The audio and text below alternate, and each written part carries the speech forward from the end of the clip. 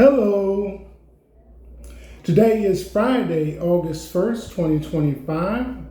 I'm Theodore Parker, and this is a sideshow coming to you from Lexington, Kentucky, eastern sideboard of the United States of America. Weather-wise today in this area, it is currently 71 and feels like 71. We have a mix of sun and clouds, highs in low 80s and lows in the upper 50s. And if you're interested, the August temperature outlook is available on the Weather Channel. Right now it's fair weather for running, fair weather for cycling, and good weather for gardening. The AQI is moderate at 71. The UV index is moderate. We've got an 11-mile-per-hour wind. Today, sunrise was at 6:41 a.m. and sunset will be at 8:46 p.m.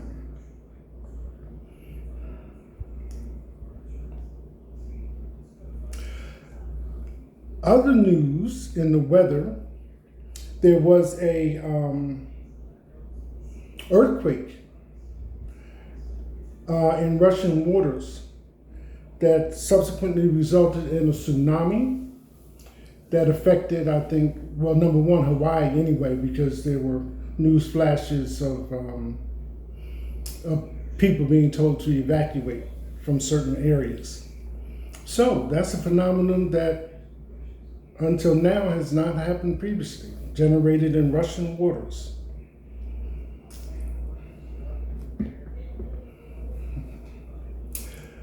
Well, folks, it is Friday, whether you have a TGIF or Friday to celebrate the end of the week. But here we are. And if you have fulfilled your responsibilities coming into the weekend, then you have a right to decide how you want to relax. In the meantime, let's get into the news.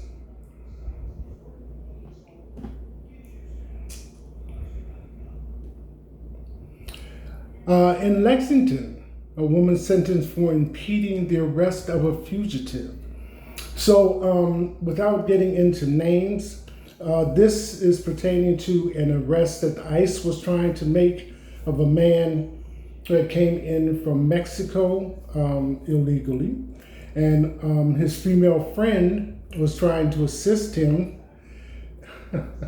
finally in getting away, but she kept interfering with what the ICE agents were trying to perform, arrest him. They eventually made it to a vehicle.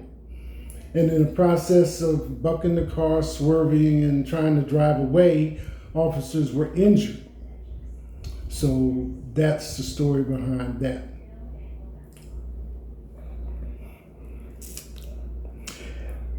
Everything in Its Place explores life, memory, and Black identity in Lexington's 1st District. This was an interesting article. Today is like, sometimes you get articles that don't have a lot of detail and they just give you the gist of what's going on and who's involved. But today, they are filled with details. But this one is taking place here in Lexington. And it's worth the read. Or maybe listen. The 5-week storytelling workshop, Roots and Reels, culminates tonight with a showing of the collaborative short film, Everything in Its Place. The film, directed by Lexington resident Jamari Turner, tells the story of Amar Coleman, a Chicago woodworker who returns to Lexington to attend his grandmother's funeral. He's back home trying to figure out what to do.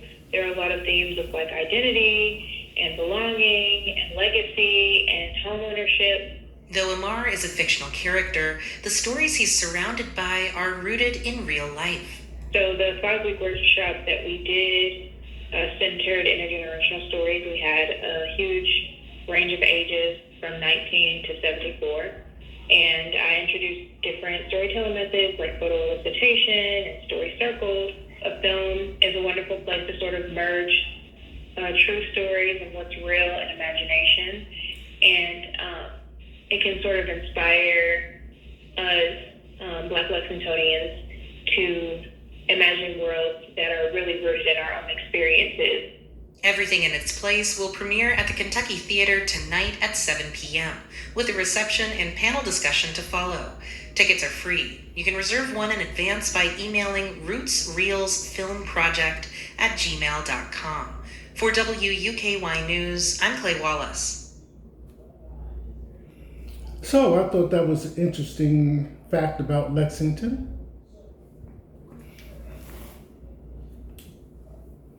Neil McDonough says Hollywood completely turned on me because he wouldn't kiss another woman.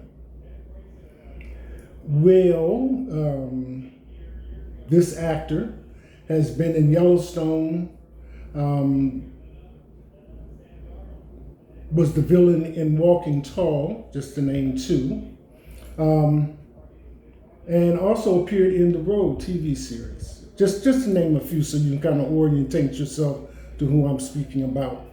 So anyway, he decided personally that he wasn't going to kiss another woman on screen. And it didn't seem to interfere with his career to me, but maybe he thought he needed to be cast in more romantic roles. Be that as it may,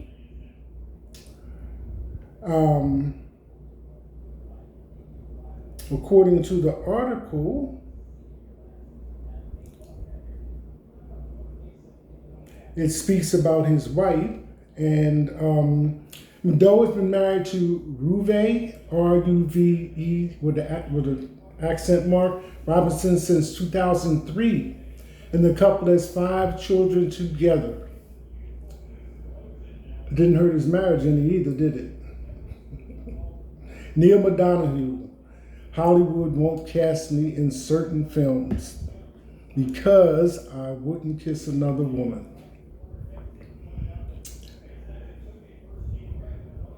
It's going to be a lot of That Boy Sucks. John Sally reveals what we can expect from Michael Jordan as a commentator on NBC.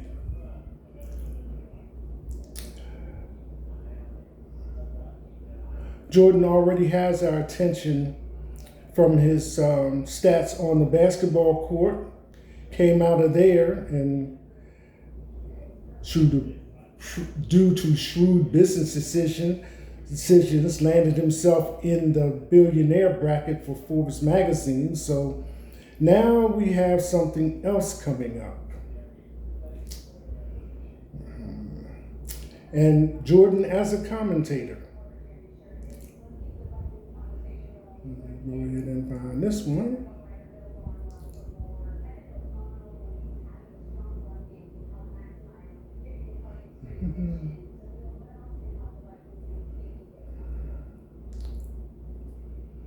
Well, John Sally, looking for your words on it.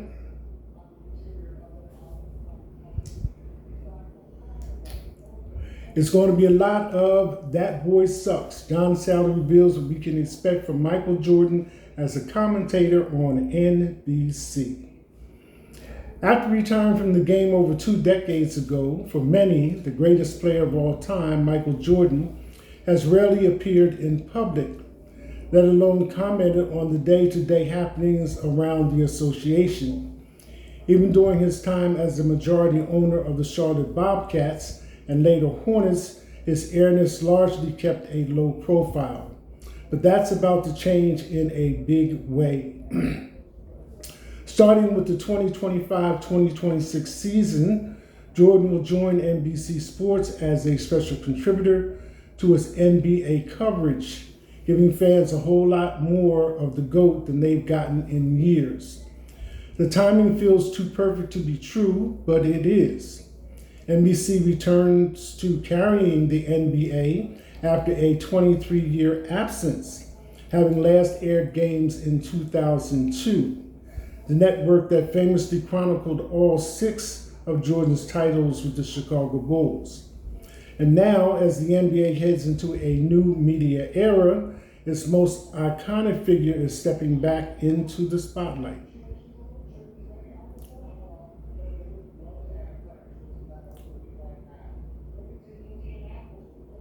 If you think Jordan is going to step into this role and play it safe, think again.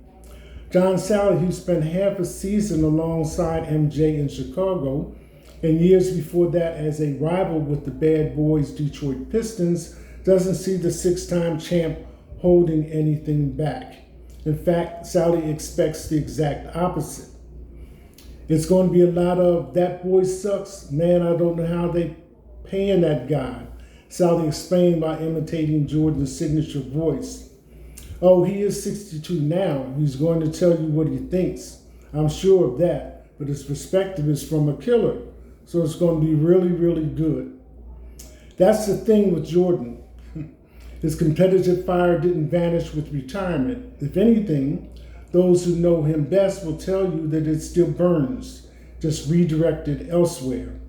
And from that perspective, the one from arguably the most ruthless competitor the league has ever seen, is applied to live NBA analysis, we can 100% expect fireworks. Jordan's jump to NBC is already stirring creative ideas.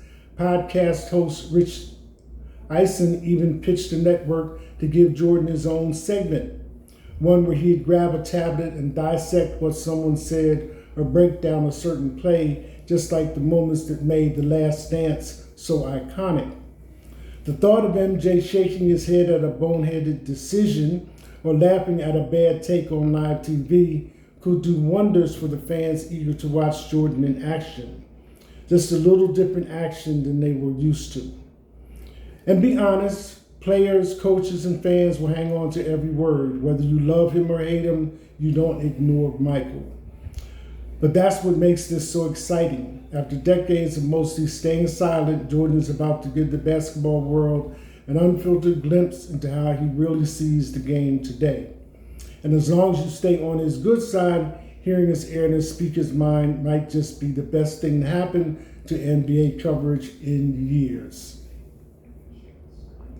Latest update, Michael Jordan going to NBC as a commentator. Exclusive, Kim Kardashian drowning in insecurities after throwing herself at NFL icon Tom Brady to only be rejected. Okay, folks. We know that people get together and date whenever they want to. Otherwise, they socialize and interact in business as needed.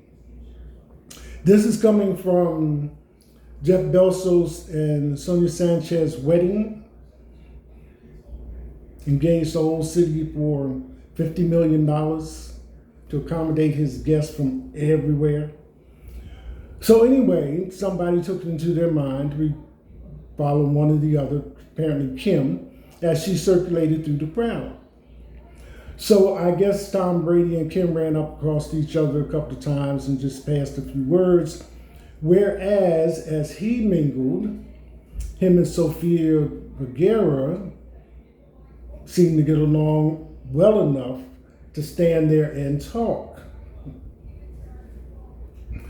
So it goes that they may just have a summer fling going, and that leaves Kim out of that one.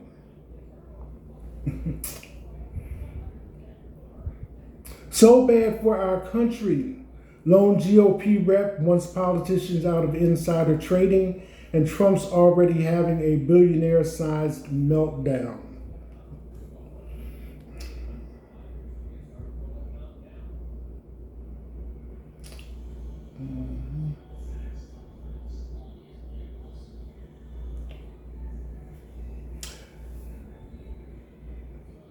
Here we go. You might think it would be a no-brainer to ban senior politicians and their spouses from trading or owning stocks. Anyone with a brain can see there's a major conflict of interest here, as they can influence policy that'll benefit specific companies and laugh all the way to the bank. It's just common sense, so we're glad to see that there's a bill currently going through the Senate that aims to ban it for good. This bill, initially known as the Preventing Elected Leaders from Owning Securities and Investments Act, acronym Pelosi, in a dig at Nancy Pelosi, has since transformed into the Honest Act and now includes a provision to ban the president and vice president from owning stock. The bill went from the Senate Homeland Security and Governmental Affairs Committee yesterday, which voted 8-7 to approve it. All the Democrats on the committee voted to advance, meaning the deciding vote was Republican Josh Hawley, who voted with them. Needless to say, Donald Trump isn't happy. The White House has been fiercely lobbying against the ban for the president and vice president to be able to trade stocks, even though Trump has indicated he agrees that members of Congress should be banned. But anyway, here's his usual blathering word salad. So that's coming from his web page platform, Truth, and the article continues. In a disquieting twist under the current terms of the act, both Trump and Vance would not be affected by this, and it would only apply to people starting new terms in office. It's reaching a bit to take this as a sign that Trump might be considering a third term in 2028, if that would even be considered a new term of office under this law, but who knows at this point. Stocks and trading.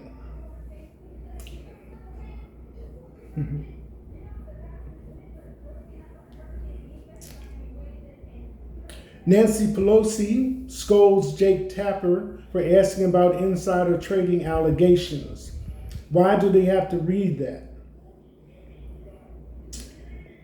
Speaker Emerita Nancy Pelosi, a Democrat in California, did not appreciate a question from CNN's Jake Tapper regarding allegations of inside trading. On Wednesday, the Senate Homeland Security and Governmental Affairs Committee voted to advance legislation proposed by Senator Josh Hawley, Republican Missouri, that would ban members of Congress, the president and the vice president, from buying stocks and other securities. The vote was 8-7, with all Republicans except Hawley voting against it. Pelosi and her husband, Paul Pelosi, have long been dogged by allegations of insider trading, given their portfolio's eye-popping returns. On Wednesday, the former speaker appeared on Wednesday's edition of The Lead, where Tapper pointed to remarks by President Donald Trump, who has also been the subject of speculation regarding insider trading. Nancy Pelosi became rich by having inside information, Trump said on Wednesday. When Tapper read the quote, he did not get past rich before Pelosi interrupted. And here we have the verbal exchange between Pelosi and Tapper. Pelosi, why do we have to read that? We're here to talk about the 60th anniversary of Medicaid. That's what I agreed to come to talk about. Tapper, yeah, but I wanted to, and what that means in the election. Tapper, I wanted to give you a chance just to respond. He asked you he accused you of insider trading. What's your response to that? That Pelosi, that's ridiculous. In fact, I very much support to stop the trading of members of Congress. Not that I think anybody is doing anything wrong. If they are, they're prosecuted and they go to jail. But because of the confidence it instills in the American people, don't worry about this. But I have no concern about the obvious investments that have been made over time. I'm not into it. My husband is, but it isn't anything to do with anything insider. But the president has his own exposure, so he's always projecting. Let's not give him any more time on that, please. We're going forward here. So that's the exchange when Pelosi was asked a question about inside trading.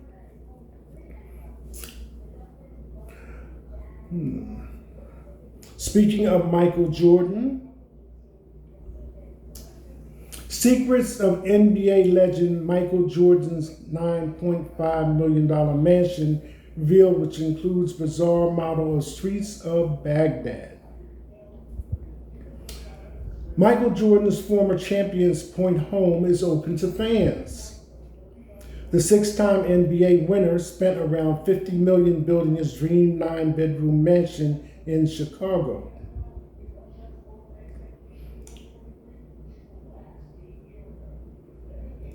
It was put up for sale over a decade ago for $29 million, but it proved tough to sell. Eventually, John Cooper snapped it up for $9.5 million last year. The real estate executive is now letting basketball lovers stay in the house via Airbnb. At a cost of $100,000 a week, fans can live like a legend in a private oasis spread over 7.39 acres. The stunning Highland Park pad boasts 9 bedrooms and 17 bathrooms. There's also a putting green, tennis court, basketball court, fishing pond, movie cinema, cigar lounge, and aquariums. And if that was not enough, don't forget the private barbershop, circular infinity pool, wine cellar, gym, bar, as well as a range of other luxuries. There's even a table in the dining room that is said to resemble the map of Baghdad, which is the capital city of Iraq. Beyond the gates have been Jordan's iconic number 23 written on them, Cooper has vowed to keep the historic identity of the property. The basketball court, flags on the putting green, and thermostat all have the Jumpman logo on them. If you are lucky enough to have $100,000 to spare, you and 11 other guests can stay in the house provided you agree to the rules. You must sign an NDA, not host parties, not bring pets, and pay a $25,000 deposit. No guests have stayed in the property, but owner Cooper claims there has been interest. Final details are being ironed out ahead of his first Airbnb stay. This is one of those articles that happens to include pictures. And before I show you the slide, most of us are used to commercial housing arrangements where rooms are a certain size, 9 by 12, 9 by 15, and you can go up to from 1 bedroom to however many bedrooms they're willing to build. But when you choose to build you a house, then you can kind of adjust those things to what you feel you want to have. So, here we go. I think, oops, oh, excuse me. Okay. So this is the entrance. This is the entrance to this $50 million estate that Michael constructed or had built. And I guess that's the front door of the house. Trying to get the reflection off of it. Front door of the house.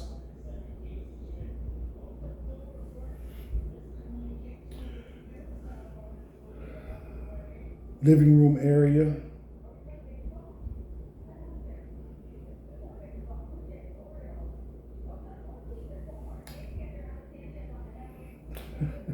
Recreation room.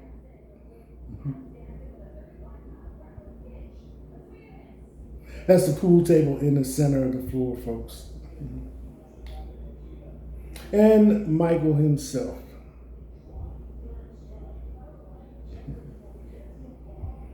And another room for relaxing.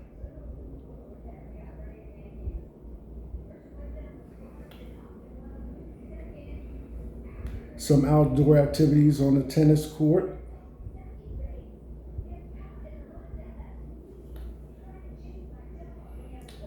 And I take this to be the wine cellar with so many racks and a central door there to walk in, I guess. Or serve, maybe, dispense. And, of course, we can't forget health and wellness, the gym. If they built it, I think he bought it. And what better way to end the day in what looks like a California king bed? And that's where I get my first comments from about 9 by 12, 9 by 15. You can fit a queen bed in a bedroom built commercially for housing. But a California king, I don't know if that would fit in that space. So, Michael Jordan, house has sold.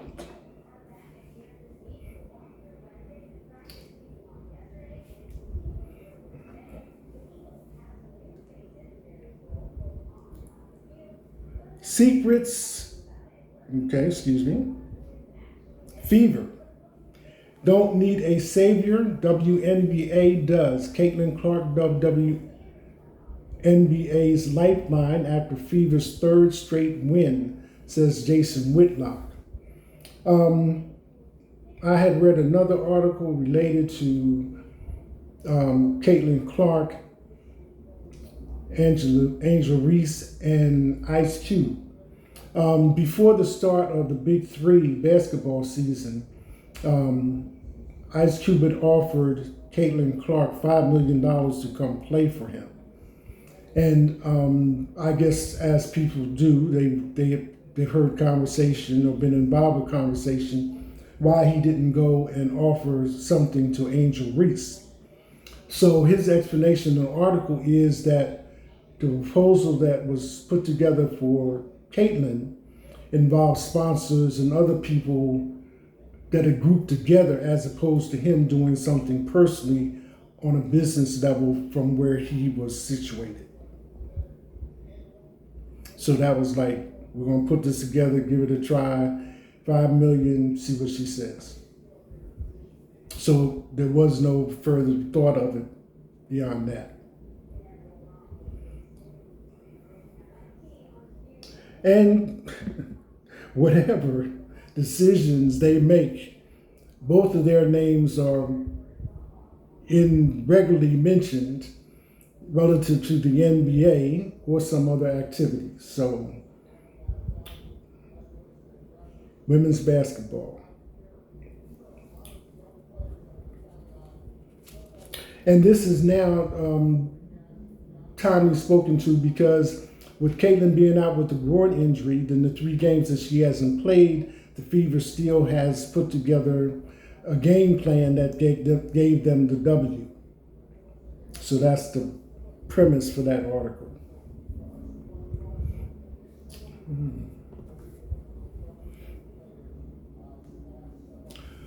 Artificial superintelligence is now in sight, according to Mark Zuckerberg, and it's going to be really great, but only if it comes from Meta.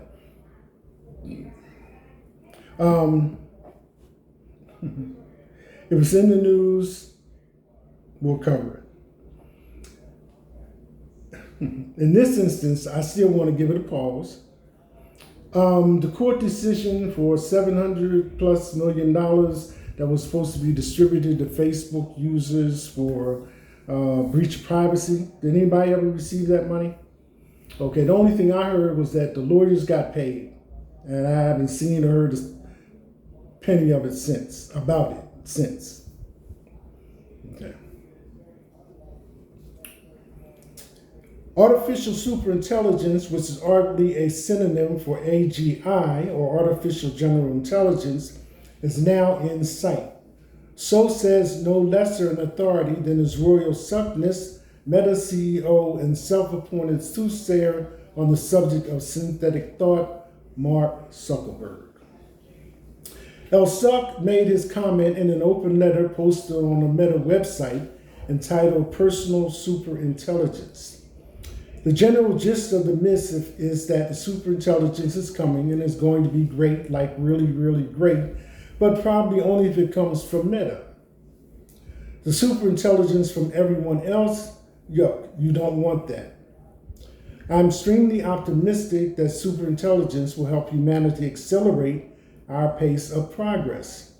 But perhaps even more important is that superintelligence has the potential to begin a new era of personal empowerment where people will have greater agency to improve the world in the directions they choose. As profound as the abundance produced by AI may one day be, an even more meaningful impact on our lives will likely come from everyone having a personal superintelligence that helps you achieve your goals, create what you want to see in the world, experience any adventure, be a better friend to those you care about, and grow to become the person you aspire to be. Zuckerberg says in spelling out his vision for superintelligence.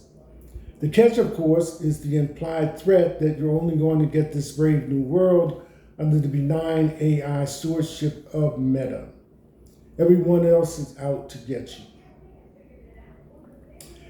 Meta's vision is to bring personal superintelligence to everyone. We believe in putting this power in people's hands to direct it towards what they value in their own lives. This, distinct from others in the industry, believes superintelligence should be directed centrally towards automating all valuable work, and that humanity will live on a dole of its output, universal income. So superintelligence under Meta is some kind of supercharged individualism, each one of us able to maximize our agency and potential. Under anyone else is the yoke of communal oppression, scratching out an existence courtesy of universal basic income, and with nothing of value or importance left to do. Of course, it's hard to take Zuckerberg seriously on the subject of how technology and ethics intersect to the point that you have a question the frame of mind that leads to this kind of post. Meta's track record for placing its own commercial priorities above those of its users, most obviously in the sense of pursuing engagement on its platforms at seemingly any cost, is nothing if not comprehensively established. So when he says superintelligence will raise novel safety concerns, you'll need to be rigorous about mitigating these risks and careful about what we choose to open source. The immediate reaction is, how about mitigating the risks of the platforms you already run before spooling up something even riskier? Anywho, the post is worth a read if only because Zuckerberg and Meta are undeniably influential in this field by dint of the huge amounts of money the company is throwing at AI, with an expected investment of $65 billion in 2025 alone.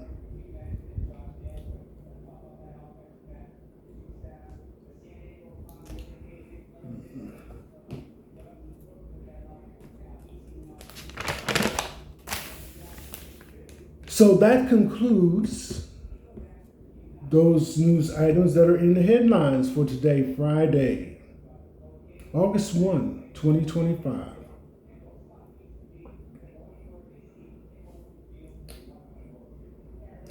Going on to the top stories for today, heading into the weekend.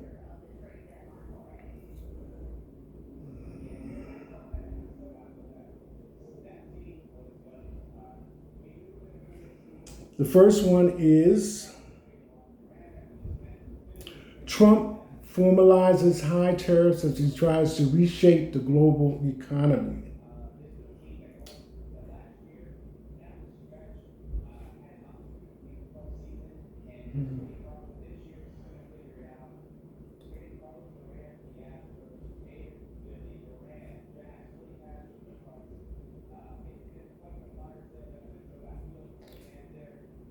Another one of those.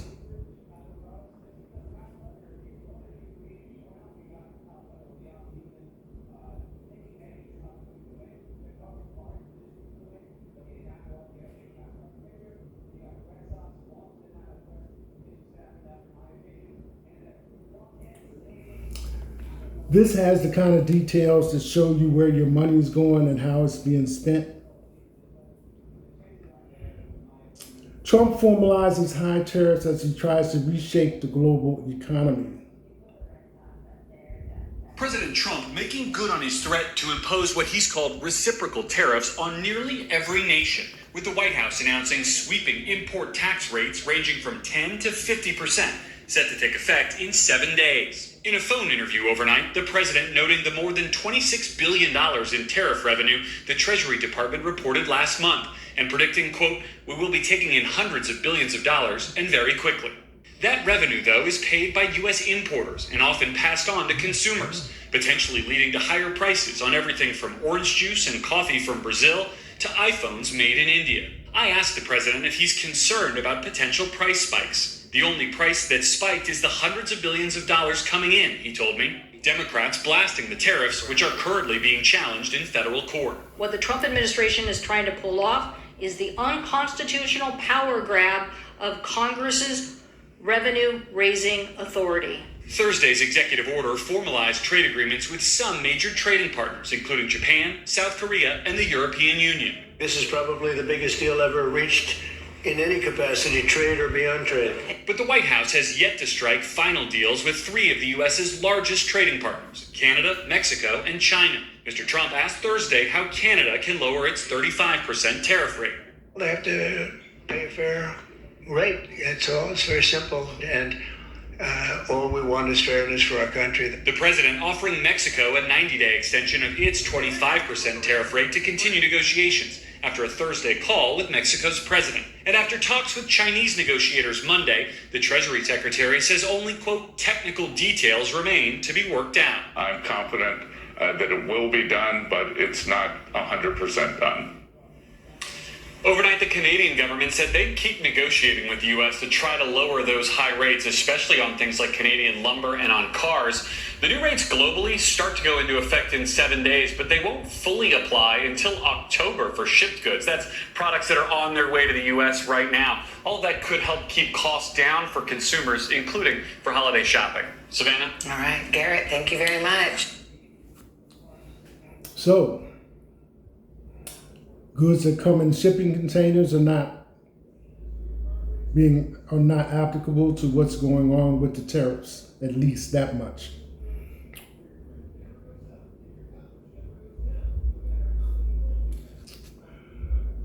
Board recommends that Trump White House official Jeffrey Clark be disbarred for efforts to overturn 2020 election. This man is currently serving in a government capacity, so. A Washington, D.C. disciplinary board recommended Thursday that Jeffrey Clark, an attorney and longtime ally of President Donald Trump, should lose his law license for trying to include the Justice Department in Trump's failed attempt to subvert the 2020 election results. The recommendation from Washington, D.C.'s Board on Professional Responsibilities will now proceed to the D.C. Court of Appeals, who will make a final decision on Clark's disbarment. Clark's potential punishment shows the cascading and continuing effects of Trump and his allies' efforts to keep him in the White House despite losing the 2020 presidential election. In explaining its decision, the panel wrote that Clark, then an assistant attorney general, urged Justice Department leadership to issue a letter he had drafted that cast doubt on the election results, despite being told by DOJ leadership his theory was not correct. The letter Clark wrote but was never sent urged the Georgia state legislature to investigate election irregularities and, if necessary, appoint electors themselves and go against the results of the popular vote. The letter was meant to be a proof of concept that eventually be sent to several states. If you remember in Georgia, the people that regularly sat in one particular position were removed, and just people with no experience sat in there. That's Georgia. Lawmakers must observe the highest standard of professional conduct. At a minimum, they must be honest. He should be disbarred as a consequence and send a message to the rest of the bar and to the public that this behavior will not be tolerated, it added. Clark currently is the acting administrator of the White House Office of Management and Budget's Office of Information and Regulatory Affairs. This latest injustice is just another chapter in the deep state's ongoing assault on President Trump and those who stood beside him in defense of the truth, said OMB Communications Director Rachel Carley.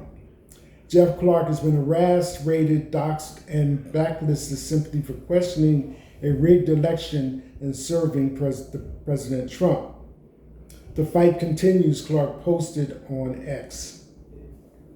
2 of the 9-member board said they did not support Clark being disbarred, instead of recommending that he be suspended for 3 years.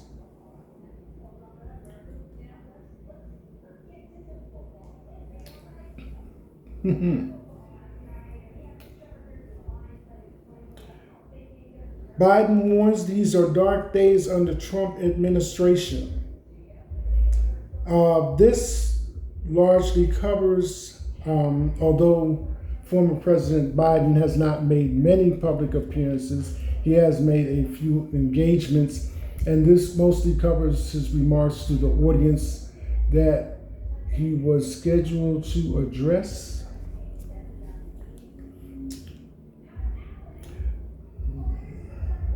Okay. Former President Joe Biden warned on Thursday that the country is facing dark days under President Donald Trump's watch, saying the executive branch seems to be doing its best to dismantle the Constitution. They're doing it all too often with the help of Congress that's just sitting in the sidelines and enabled by the highest court in the nation. The rulings they made, my God, Biden said as he spoke at the National Bar Association's annual gala in Chicago. Folks, in our lives, the life of our nation, there are moments so stark that they divide all that came before from everything that followed. Moments that force us to confront hard truth about ourselves, our institutions, and democracy itself, he continued. We are, in my view, at such a moment in American history, reflected in every cruel executive outreach, every rollback of basic freedoms, every erosion of long-standing established precedent. Biden never mentioned Trump by name, instead referring to him as this guy, and argued the American people are beginning to realize the need for judicial checks on the executive branch. And the article continues. President fitness test to return through Trump executive order.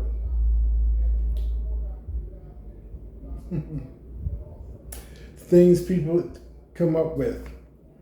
Kids in America's public schools will soon be lacing up their sneakers for the presidential fitness test after President Donald Trump announced its return more than a decade after it was discontinued.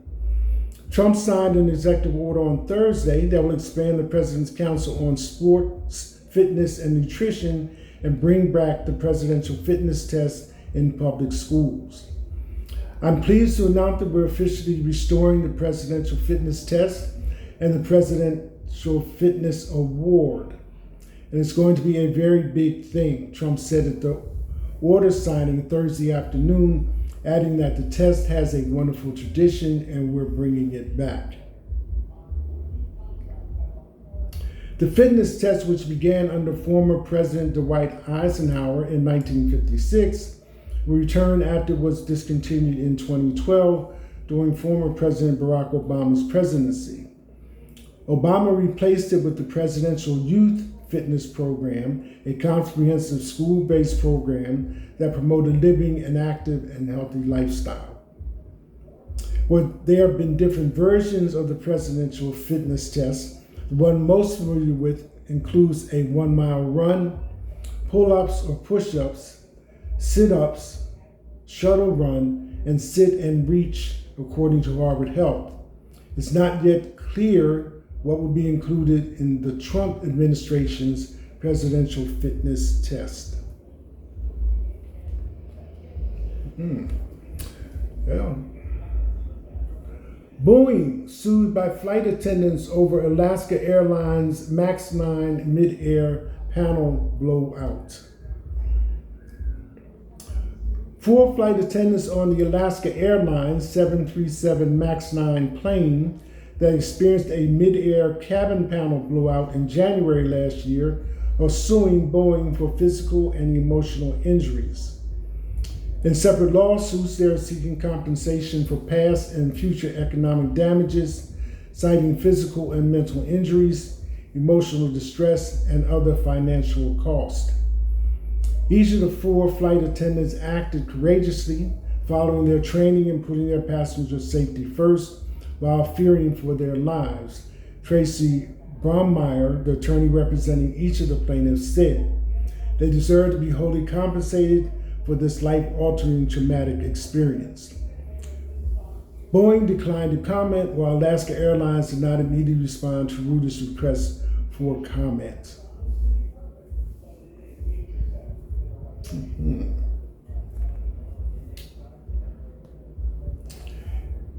Now here's something that surprised me to make it into the top stories for today, or any time for that matter. And Jason Momoa shaves his beard for the first time in 6 years. This article does have a video, and it kind of explains the project that Jason Momoa is involved with currently, about to be moved forward to being released. And if you still are not familiar enough with the name Aquaman, it's Jason Momoa. So here we go. I'm sorry this doesn't expand the full screen, but it doesn't allow that. It's a vision of Hawaii you likely won't find in a tourism ad.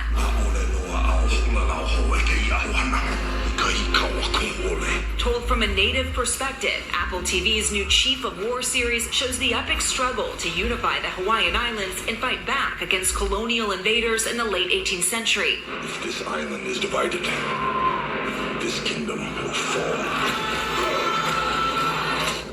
It's a huge passion project for you.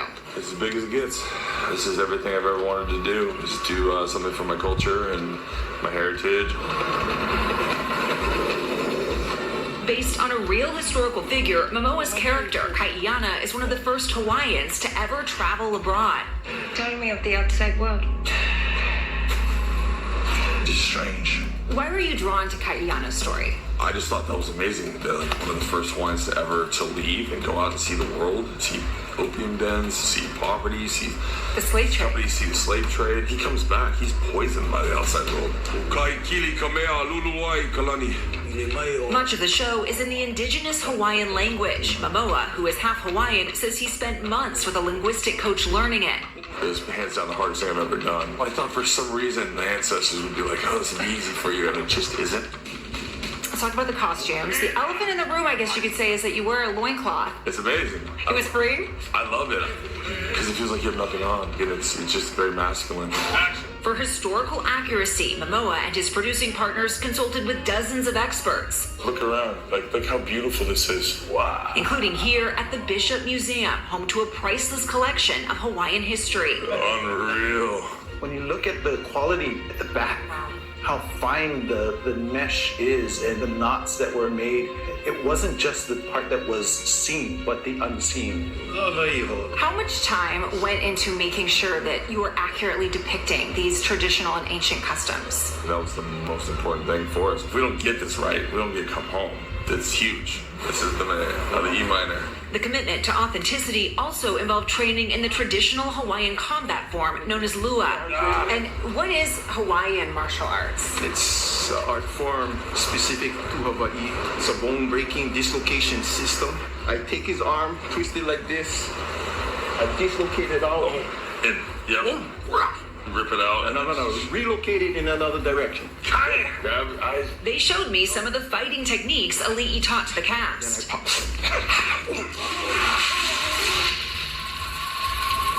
Including women warriors who charged into battle alongside men. What does it mean to you to see it portrayed in a big show like this? This is our time for the world to see a little bit of who we are, to showcase it for our children and for the ones that passed on. Hawaii is just one of a kind. People from all over the world come here. I think it's a very special, unique place, and I think a lot of people don't know what happened here. I'm excited for them to see our culture, what we were, what's there, what we want to bring back.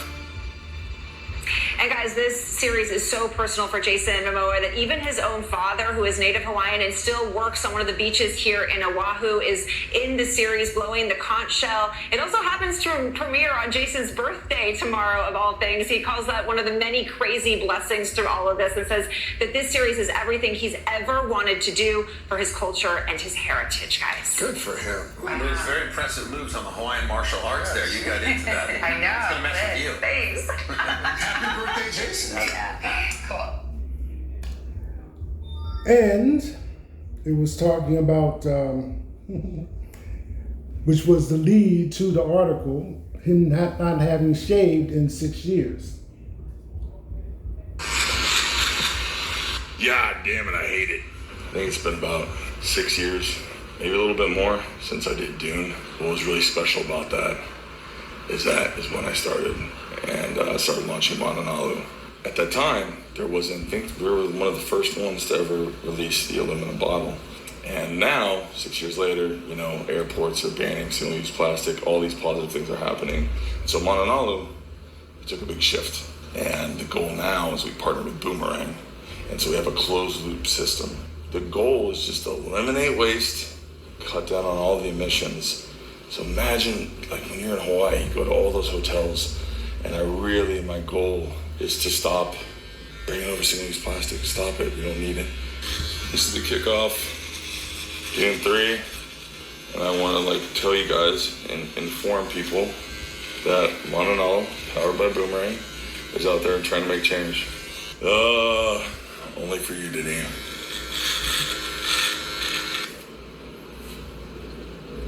Oh, man.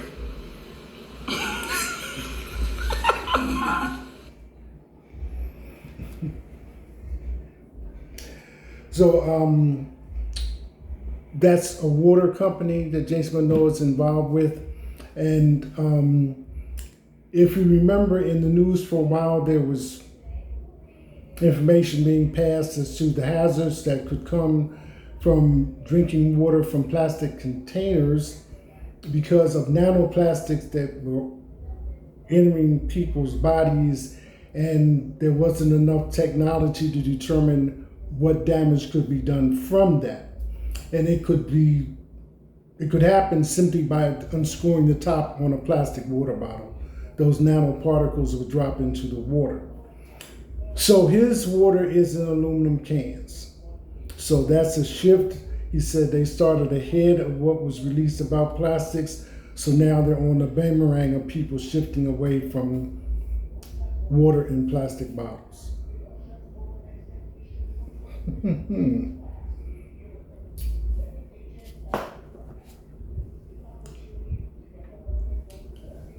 Kyiv apartment block strike marks the deadliest attack on Ukraine's capital since 2024.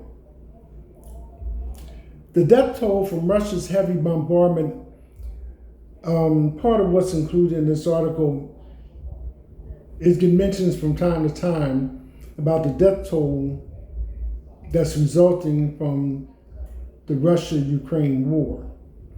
Okay, the figures that have been released are based on what can be proved officially. So on both sides, the numbers are probably higher. The death toll from Russia's heavy bombardment of Ukraine's capital this week has risen to 31 people, marking the deadliest single attack on Kyiv in a year, Ukrainian officials said on Friday. The vast majority were killed in a single strike on an apartment block. Rescue workers have now recovered the bodies of at least 28 people from the destroyed apartment block, including 5 children, the State Emergency Service told CNN. At least 129 people, 59 people, were also wounded in the blast. This is the highest number of injured children in one night in Kyiv since the beginning of the full-scale invasion, Kyiv Mayor Vitaly Klitschko said. More than 100 rescuers scrambled to the scene in Kyiv's western Savoshanisky district, working through the night and removing more than 2,000 tons of rubble as they searched for survivors in an ongoing operation. The building was one of dozens of sites in the Ukraine capital struck by Russian missiles and drones in the overnight attack, according to Tamir Chenchenko, the head of Kyiv's military administration. He described the strike as a direct hit on the 9-story apartment building, hitting just before 5 a.m. local time Thursday. "I was just sleeping. I woke up atop the rubble downstairs." A survivor of the attack, Veronica, told Reuters News from the hospital where she is nursing a broken leg. The 23-year-old was blown from the 9th floor of her apartment building. Once again, this vile strike by Russia demonstrates the need for increased pressure on Moscow and additional sanctions. Ukrainian President Vladimir Zelensky said Friday, "No matter how much the Kremlin denies their effectiveness, sanctions do work and they must be strengthened." For instance, China is the only one buying Russian oil. Zelensky added that in July alone, Russia used over 5,100 glide bombs against Ukraine, more than 3,800 Shaheeds drones, and nearly 260 missiles of various types. Russia also struck the regions of Donetsk and Kharkiv overnight into Thursday, a strike on a 5-story building in the Donetsk region city of Kramatorsk, which partially destroyed the building, killing 3 people. That was followed by more strikes on Ukraine overnight into Friday, which killed at least 3 civilians and injured 27 others. This week, U.S. President Donald Trump cited Moscow's killing of Ukraine civilians as he shortened the window for Russian President Vladimir Putin to negotiate a ceasefire or face greater sanctions. Putin reaffirms maximalist war goals. Meanwhile, Friday, Putin said Russian forces are advancing along the entire line of contact in Ukraine, indicating no change in Moscow's position 1 week ahead of the deadline the Trump administration gave him to reach a ceasefire. The Russian leader said he hopes peace talks between Russia and Ukraine continue, but reiterated that the Kremlin's maximalist war goals remain unchanged. Zelensky on Friday reaffirmed his willingness to sit down with Putin for peace talks, calling for dialogue beyond the exchange of statements and technical level meetings. You've heard the statements coming out of Russia. If these are signals of a genuine willingness to end the war with dignity and establish a truly lasting peace, and not merely an attempt to buy more time for war or delay sanctions, then Ukraine once again reaffirms its readiness to meet at the level of leaders at any time, the Ukrainian president said in a statement. The Kremlin's aerial attacks on Ukrainian population centers have ramped up sharply this year, leaning heavily on cheap-to-manufacture drone swarms that are intended to overwhelm Ukraine's air defenses. Drone and missile attacks are launched nearly every night, with much larger salvos now happening more regularly. The interval between large-scale salvo attacks has gone from about a month to as little as 2 days, according to new analysts from the Center for Strategic and International Studies, a Washington, D.C. think tank. Meanwhile, the number of munitions Russia uses in these larger-scale attacks has risen from about 100 munitions several years ago to nearly 300 munitions in 2025, the CSIS analysts found.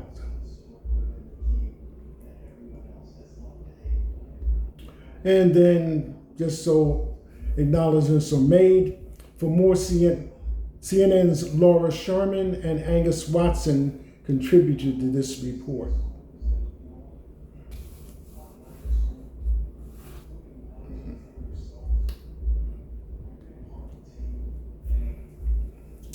Virginia Guthrie's family shocked by Trump saying Epstein stole her. Just to kind of orientate you a little bit, Virginia Guthrie is the one that broke open what the Epstein empire was doing and what was going on. Stole her is based on Trump's comment that Epstein had somehow coerced employees from Trump's Mar-a-Lago property in Florida to come work for him, which is sound like talking to somebody and considering yourself knowing them, and then have somebody else come up and tell you, oh, that's not her. She don't work here. She don't work for us. Anyway, the family of Virginia Guthrie, one of Jeffrey Epstein's most well-known sex trafficking accusers, expressed shock after President Trump said Guthrie was one of the employees Epstein stole from the spa at the president's Mar-a-Lago club. Guthrie, who had accused Britain's Prince Andrew and other influential men of sexually exploiting her as a teenager, trafficking by Epstein, has been a central figure in conspiracy theories tied to the case. She died by suicide this year.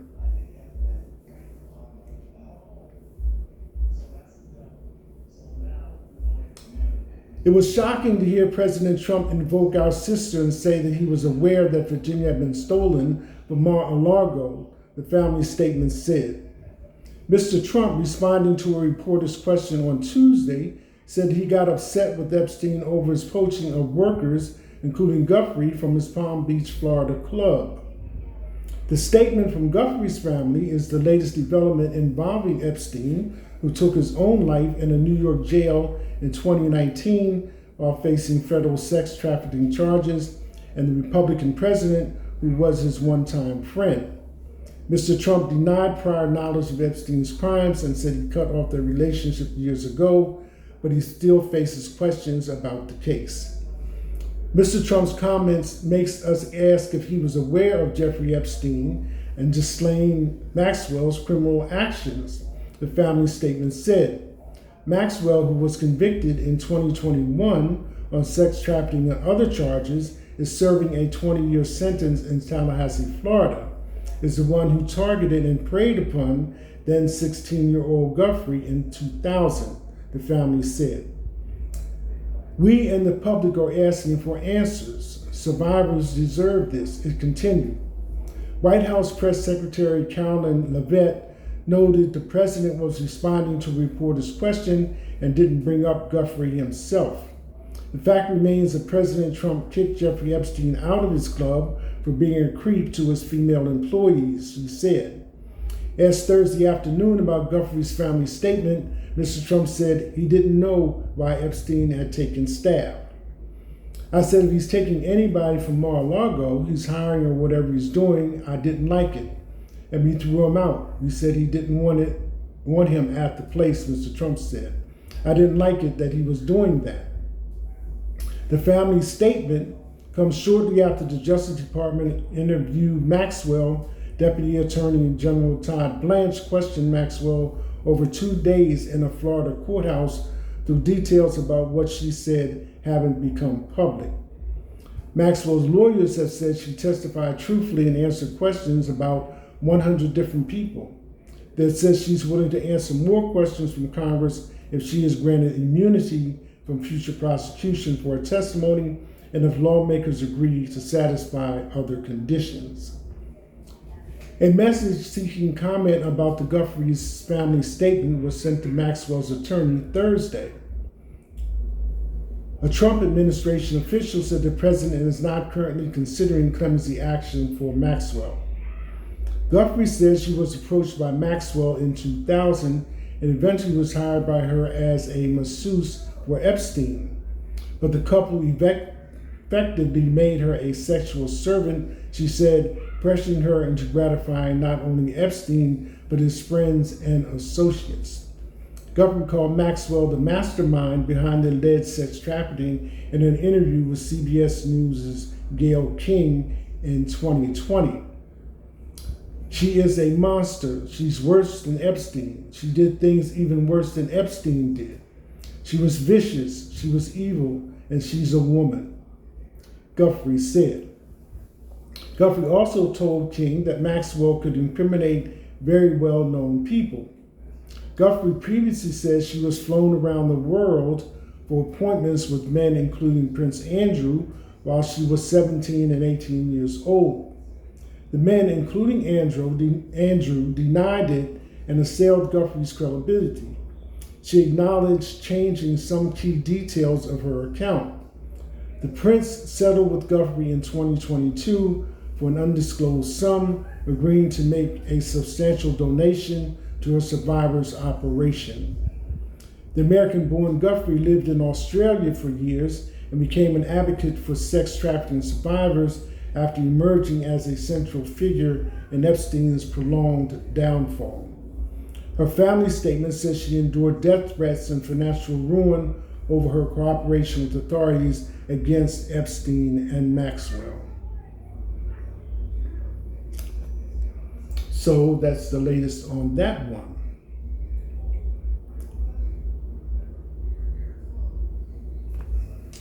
Justin Timberlake, battling Lyme disease, faced relentlessly debilitating pain during world tour. Justin Timberlake revealed he's been diagnosed with Lyme disease. In an Instagram post shared to celebrate the end of his Forget Tomorrow world tour, Timberlake clued fans in on the health struggles he's been facing. As many of you know, I'm a pretty private person, but as I'm reflecting on the tour and festival tour, I want to tell you a little bit about what's going on with me, he wrote in his social media caption. Among other things, I've been battling some health issues and was diagnosed with Lyme disease, which I don't say so you feel bad for me, but to shed some light on what I've been up against behind the scenes. If you experience this disease or how someone who knows someone who has, then you're aware. Living with this can be relentlessly debilitating, both mentally and physically. When I first got the diagnosis, I was shocked for sure, but at least I can understand why I would be on stage and in a massive amount of nerve pain or just feeling crazy fatigue or sickness. I was faced with a personal decision: stop touring or keep going and figure it out.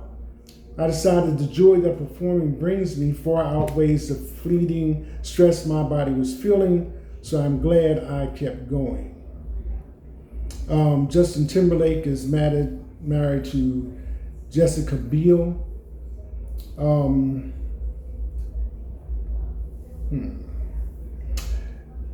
She starred in the picture about the stealth. Jamie Foxx, Jessica Biel, I forget the other actor's name, is who Justin Timberlake is married to. Just so you kind of understand his support system a little bit. Okay. Timberlake, who has been on tour since April 2024, explained why he chose to be transparent. Not only did I prove my mental tenacity to myself, but I now have so many special moments with all of you that I will never forget. I was reluctant to talk about this because I was always raised to keep something like this to myself, but I'm trying to be more transparent about my struggles so that they aren't misinterpreted.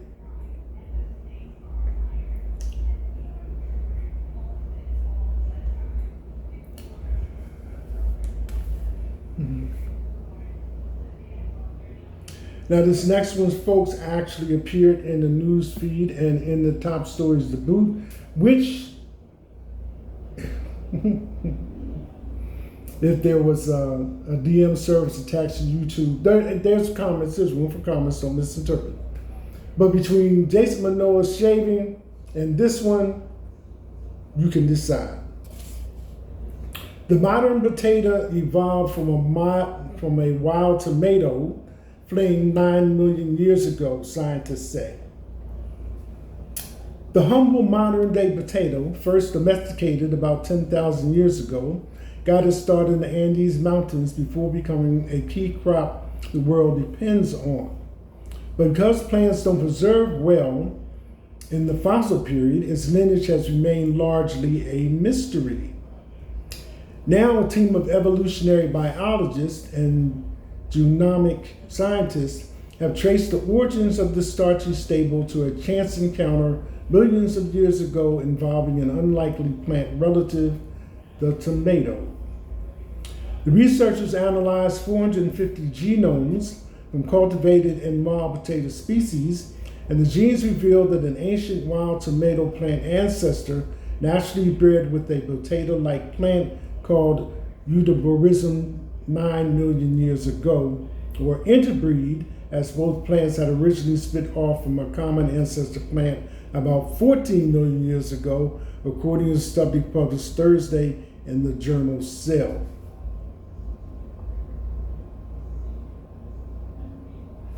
While neither tomatoes or eubotisms had the ability to grow tubers, the enlarged edible part of domestic plants such as potatoes, yams, and churros that grow underground, the resulting hybrid plant did. Tubers evolved as an innovative way for the potato plant to store nutrients underground as the climate and environment in the Andes became colder, and once cultivated, resulted in a dietary mainstay for humans. There are now more than 100 wild potato species that also grow tubers, although not all are edible because some contain toxins.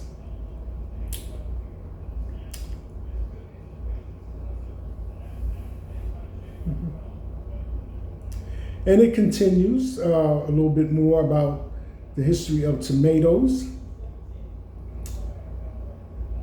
And again, says the numbers, potatoes, tomatoes, and nutrients all belong to the genus Solum, which includes about 1,500 species and is the largest genus in the nightshade family of flowering plants. At first glance, potato plants look nearly identical to Eubotism, which initially led scientists to think that the two were sisters that came from a common ancestor, said study co-author John Quan Liu, a professor in the College of Ecology at Lansao University in Gansu, China. I'm not technically up to date on plant biology, and this article contains plenty of information.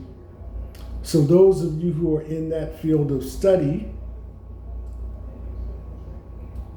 or have an interest, comes from CNN, and is dated 1 day ago. The modern potato evolved from a wild tomato fleeing 9 million years ago, scientists say. I think you get the idea. And that concludes the 10 top stories for Friday, August 1, 2025. As a PSA, Spectrum cable subscribers filed class action lawsuit over deceptive bill charges. I think Spectrum is something that a lot of people use.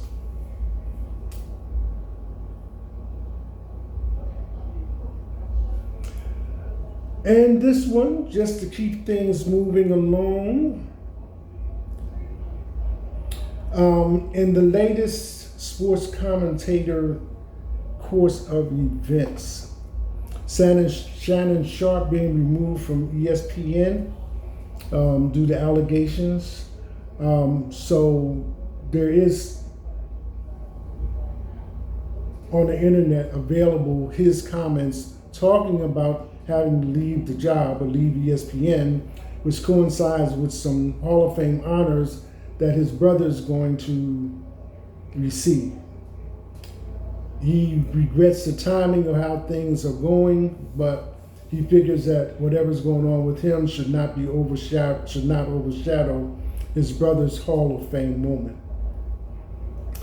This one about Stephen A., and in case you missed it, ESPN has moved Molly Quirm and Stephen A. to ESPN Tuesdays for 2 days of the week, Thursday and Friday. So if you tuned in and they weren't there, then that's the latest on that. Fans were all saying the same thing about Stephen A. Smith after multiple ESPN NBA analysts got into trouble recently. This week, both Gilbert Arenas and Marcus Morris were arrested. The two had appeared on ESPN to provide NBA analysis as recently as May. Also on Wednesday, we learned that Shannon Sharpe had been fired. Sharpe was let go by ESPN after settling a lawsuit with a young woman who had accused him of sexual misconduct. See all three be part of negative headlines on Wednesday. Seeing all three be part of negative headlines on Wednesday led people to joke that Smith is working in cahoots with the government. And then there's some comments from viewers and readers. Those are all just jokes, of course. Okay.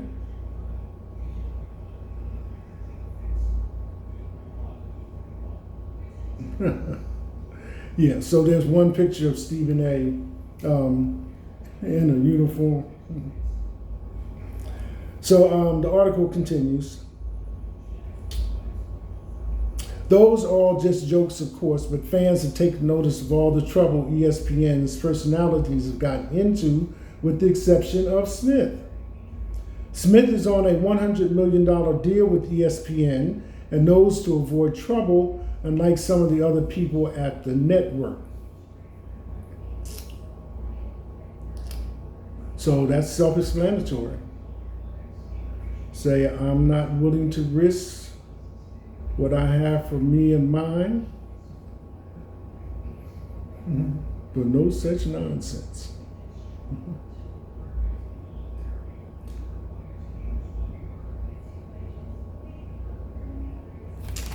So, as I said, that concludes the top 10 and the headlines for today, Friday, August 1, 2025.